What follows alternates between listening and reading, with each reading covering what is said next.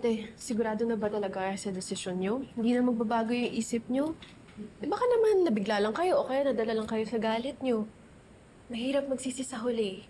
Mutual ang naging desisyon namin. Alam kong mahirap. Ang hirap pakawalan o bitawan yung taong mahal mo. As in, totoong minahal mo. Lalo na may anak pa kaming naiipit sa gitna. But we have to do this. Para na din sa amin. Ang hirap kasi lumaban kapag yung nilabanan mo sumusuko na. Baka nga hindi kami para sa isa't isa. Baka nga mas maganda maghiwalay na talaga kami.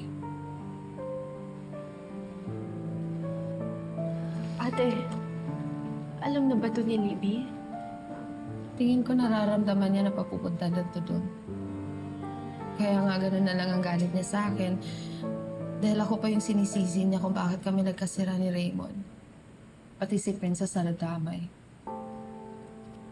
Ate, huwag mo naman sisihin yung sarili mo na pinili mo si Princess tulungan kaysa puntahan si Kuya Raymond.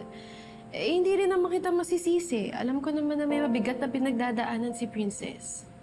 Biruin mo, hinuhuli lang naman niya si Divina nakasabot ni Libby dun sa kidnapping scheme nila.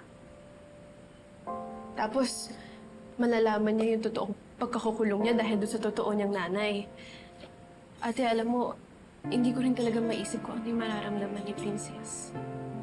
Sa totoo lang, kung ako lang masusunod, hindi ako papayag na nasa poder ni Divina si Princess. Dahil alam kong hindi magiging magandang sitwasyon niya doon, yung pangangalaga ni Divina sa kanya. Kagaya lang ng relasyon namin ni Raymond. Kahit anong pilit kong ayusin, alam kong hindi na mababalik sa dati. Alam kong hindi na magiging maganda ang sitwasyon kaya hindi ko na pinipilit. I have decided, idadaan ko sa maayos na proseso yung hiwalayan namin. I'll call Adrian. Ako na mismo mag-file ng annulment.